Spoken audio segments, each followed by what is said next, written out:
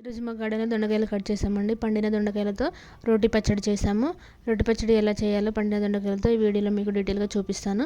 కావాల్సిన పదార్థాలు ఏంటో కూడా ఎక్స్ప్లెయిన్ చేస్తాను. వీడియో కనుక నచ్చినట్లయితే మీరు కూడా ట్రై చేయండి. లైక్ చేసి సబ్స్క్రైబ్ చేసుకోండి. చూడండి రోటి పచ్చడికి కావాల్సిన పదార్థాలు.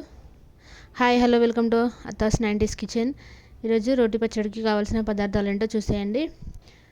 పండిన దొండకాయలు, 2-3 కరివేపాకు రెబ్బలు, 5-6 పచ్చిమిర్చి, ఒక చిన్న ఉల్లిగడ్డ, ఒక వెల్లుల్లిగడ్డ పుట్టు తీసుకొని పక్కన పెట్టుకోవాలి. కొంచెం చింతపండు, చూడండి ఆయిల్ అనేది వేసుకొని మిరపకాయలు శుభ్రంగా కడుక్కొని ఆయిల్లో బాగా వేపుకోవాలి. చూడండి అలాగే కరివేపాకు, ఉల్లిగడ్డ వేసి బాగా ఫ్రై చేసుకోవాలండి. వీడియోలో చూపిస్తున్నట్టు ఇవి ఉల్లిగడ్డ, కరివేపాకు, మిర్చి బాగా ఫ్రై అవ్వాలి. చూడండి మాడకుండా బాగా ఫ్రై చేసుకోవాలి. చూడండి ఇవి బాగా ఫ్రై అయ్యాయి.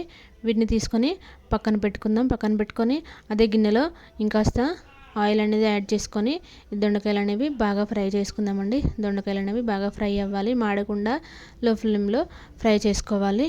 పచ్చివాసన అనేది మొత్తం పోయేలా ఫ్రై చేసుకోవాలండి మెల్లగా. ఈలోపు మనం కొంచెం జీలకర్ర, కొంచెం ధనియాలు, పక్కన పెట్టుకున్న వెల్లుల్లిగడ్డ, రుచికి సరిపడా ఉప్పు, అలాగే ఫ్రై చేసుకొని పక్కన పెట్టుకున్న మిర్చి, కరివేపాకు, ఉల్లిగడ్డ వేసుకొని మెత్తగా నూరుకోవాలండి.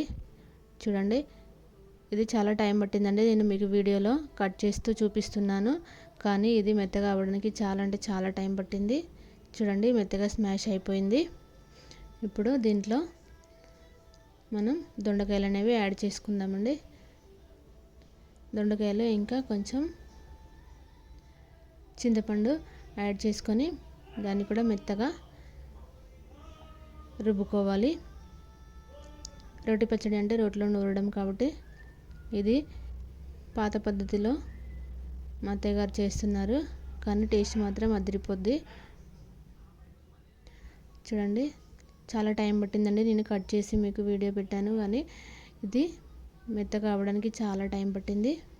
చూడండి చాలా మెత్తగా అయింది. అక్కడక్కడ చిన్న చిన్న ముక్కలు అనేవి ఉంటాయి కాబట్టి టేస్ట్ అనేది చాలా బాగా తెలుస్తుందండి. పంట కింద చిన్న చిన్న ముక్కలు అనేవి పడుతున్నప్పుడు ఆ టేస్ట్ చాలా మంచిగా అనిపిస్తుంది. మనం మిక్సీలో చేస్తే మొత్తం పేస్ట్లా అయిపోతుంది కాబట్టి టేస్ట్ అనేది అంతలా అనిపించదు. చూడండి మీరు కూడా రోటి పచ్చడి రోటి స్టైల్లో ట్రై చేయండి. మీరు ఎప్పుడైనా రోటి పచ్చడి ట్రై చేశారా? ట్రై చేస్తే ఏ రోటి పచ్చడి చేశారో కామెంట్ చేయండి. అంతేనండి, ఎంతో టేస్టీ దొండకాయ రోటి పచ్చడి రెడీ అయిపోయింది. Thank you for watching. Video కనుక